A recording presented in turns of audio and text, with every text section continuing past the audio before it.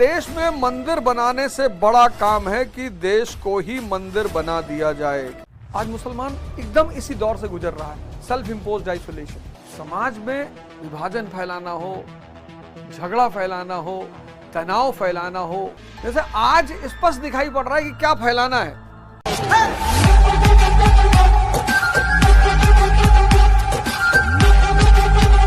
भीड़ थी इस विवाह को देखने के लिए, कितनी बड़ी चीज रही होगी उस वक्त। इतनी भीड़ थी विवाह को देखने के लिए, लोग नालियों में गिरे जा रहे थे। कितनी बड़ी बात थी उस वक्त। वुमेन एजुकेशन, 25 स्कूल अपने एक्सपेंडिचर पर एस्टैब्लिश किए, 25 girl schools on own expenditure. Bethune school तो एक्टिव हुआ ही, शुरुआत हुई ही बेथुन स्कूल की। एक होता ना कहना, ये होना चाहिए, ये होना चाहिए, ऐसा होना चाहिए। एक होता है करना। 1850 1850 से चाइल्ड मैरिज के खिलाफ स्ट्रगल शुरू कर दी। शांतिपुर के जो वीवर थे, उन्होंने साड़ियों के किनारों पे लिखना शुरू किया, लॉन्ग लिव विद्यासागर। एक और शख्स है ईश्वर चंद विद्यासागर। मतलब भारत में दो लोगों को इनकी पूजा करनी चाहिए, एक दलित को और एक वुमन को। और दोनों के लिए इतना क्रांतिकारी काम किया इन्होंने। बड़ा समाज में ब्राह्मणों ने शोषण किया, ब्राह्मणों ने, व्यवस्था ने। कोई जाति किसी का शोषण कर ही नहीं सकती, कोई वर्ग किसी का शोषण कर ही नहीं सकता जब तक कि वो व्यवस्था द्वारा एक्सेप्टेबल ना हो। जब भी शोषण होगा व्यवस्था के द्वारा होगा, व्यक्ति के द्वारा नहीं होगा। ब्राह्मण है और इन्होंने जो काम दलितों के लिए किया है, डिप्रेस्ड क्लास के लिए, सेल्फ इम्पोज्ड आइसोलेशन, खुद से वर्ण किया गया एकाकीपन। जैसे आज मुसलमान है ना, आज वो इससे गुजर रहे हैं, सेल्फ इम्पोज्ड आइसोलेशन से। आज बहुत सारे मुसलमान इससे गुजर रहे हैं, पूरी दुनिया से अपने आप को काटने की कोशिश कर रहे हैं। सेल्फ इम्पोज्ड आइसोलेशन, स्वयं से एकांतवास में जाना। स्वयं से कि अगर हम वेस्टर्न कल्चर पढ़ेंगे, वेस्टर्न साइंस पढ़ेंगे, वेस्टर्न सोशल साइंस पढ़ेंगे, वेस्टर्न फिजिकल साइंस पढ़ेंगे, हमारे लोग भ्रष्ट हो जाएंगे, हमारे लोग बर्बाद हो जाएंगे। आज मुसलमान यही कर रहा है, सेल्फ इम्पोज्ड आइसोलेशन। आज मुसलमान एकदम इसी दौर से गुजर रहा है, सेल्फ इम्पोज्ड आइसोलेशन। खुद से अपनाया गया एकांतवास, एकाकीपन। क्यों? डर है कि अगर दूसरे का लैंग्वेज अपनाया, दूसरे की संस्कृति अपनाई, दूसरे का शिक्षा पद्धति अपनाई तो हम खत्म हो जाएंगे। इस सेल्फ इम्पोज्ड आइसोलेशन को खत्म किया विद्यासागर जी ने। कैसे? संस्कृत कॉलेज में वेस्टर्न थॉट्स, पश्चिमी विचारों को प्रोत्साहन। संस्कृत विद्यालय में पश्चिमी विचारों को प्रोत्साहन। जिससे जो अच्छा मिल रहा है ले लो, जिससे जो भी अच्छा मिल रहा है ले लो। मैंने कहा ना कि जब भी दिमाग उलझ जाता है, एक बड़े फेमस व्यंग्यकार हैं, अभी जल्दी में ललन टॉप के शो पे गए थे, वो बहुत फेमस, मुझे नाम रिकॉल नहीं हो रहा उनका। उन्होंने कहा, जो कहा मैं वो बता देता हूं। उन्होंने कहा कि देश में मंदिर बनाए जाने से बड़ा काम है कि देश को ही मंदिर बनाया दिया जाए। बड़ी प्यारी बात कही उन्होंने। कहा, देश में मंदिर बनाने से बड़ा काम है कि देश को ही मंदिर बना दिया जाए। किसी को नाम याद है किसने कहा ये? जो जागृत दिमाग होते हैं ना, जागृत, जो मरे हुए दिमाग है उनकी तो बात ही छोड़ो, जो जिंदा दिमाग है, जिंदा, वो जब भी बोलेगा तो लगेगा कि हाँ यार क्या बात कह रहे हैं। फिर देश को मंदिर बना दिया जाए, समृद्धि आ जाए, शांति आ जाए, शिक्षा आ जाए।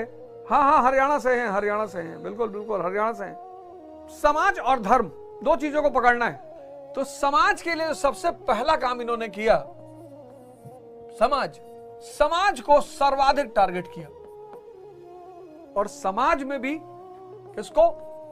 वुमन को। Child marriage, abolition of polygamy, window remarriage, इसमें इनका सबसे बड़ा योगदान है। विडो रिमैरिज, कभी विधवाओं की अगर तुम्हें कोई भी चीज अगर तुम्हें देखनी है, नहीं समझ पा रहे हो, आज प्रेजेंट युग में हो, नहीं समझ पा रहे हो, तो मूवी देख लेना, प्रेम रोग।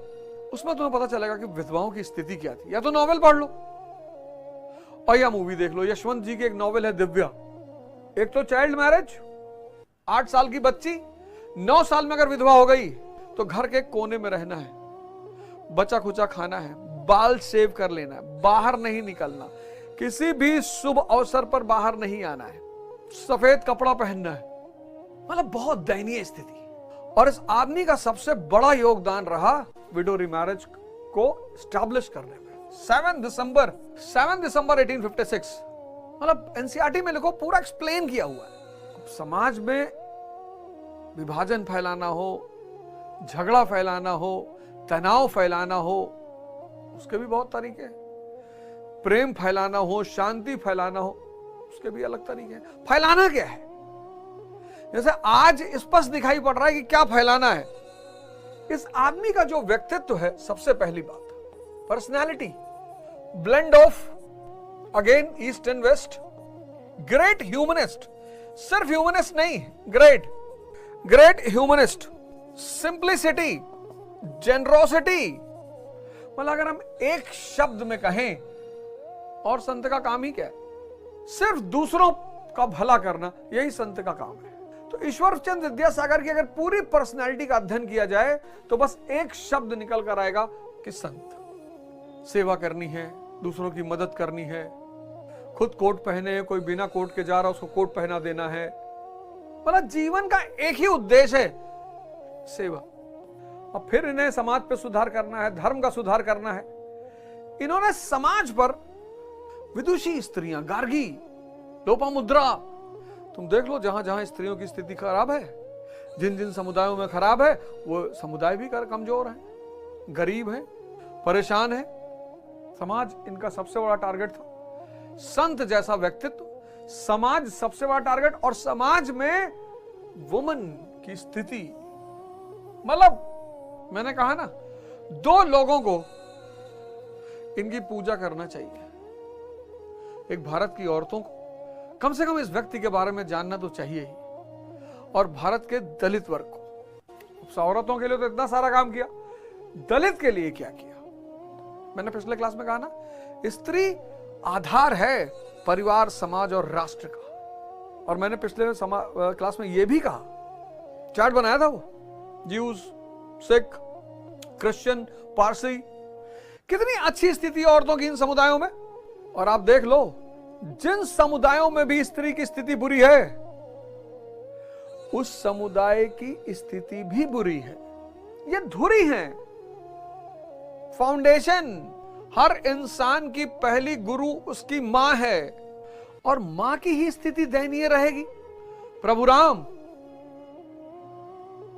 भगवान राम की मां कैकेयी युद्ध में हिस्सा ले रही है। स्त्री अपने पति का जीवन यमराज से ले रही है। माता सीता वशिष्ठ जी के आश्रम में रहकर अपने पुत्रों को इस स्तर पर पहुंचा देती हैं, लवकुश, कि वो हनुमान जी को बांध देते हैं, लक्ष्मण जी को बांध देते हैं, भरत जी को बांध देते हैं। वो तो टाइम पे उन्हें पता चल गया कि भाई पिताजी हैं हमारे। कितना महान था ये देश, कितना महान था ये देश। संस्कृत कॉलेज का दरवाजा लोअर क्लास के लिए खोल दिया। इन्होंने कहा कि लोअर क्लास को भी संस्कृत पढ़ना चाहिए, और प्रीस्टली मोनोपोली जो है, संस्कृत पे जो पुरोहितों की मोनोपोली है, इसे खत्म किया जाए। थी किसी की हिम्मत ये काम करने की? पुरोहितों की जो समाज में मोनोपोली है, वो किसकी वजह से? ज्ञान की वजह से। तो वो ज्ञान दलित को भी मिलेगा, लोअर क्लास को भी मिलेगा। खत्म। जिसके बल पर तुम समाज में दबदबा बनाए हो, वो हम लोअर क्लास को भी दे देंगे। कितना स्पष्ट अवधारणा रही होगी समाज की। सिर्फ बोलना नहीं है, हिंदू मुस्लिम भाई भाई, दलित ब्राह्मण भाई, सिर्फ बोलना नहीं है, करके दिखाना है कि पुरोहित वर्ग का वर्चस्व तोड़ दो। संस्कृत उनके वर्चस्व का अधिकार है, और संस्कृत का ज्ञान दलितों को भी दिया जाए।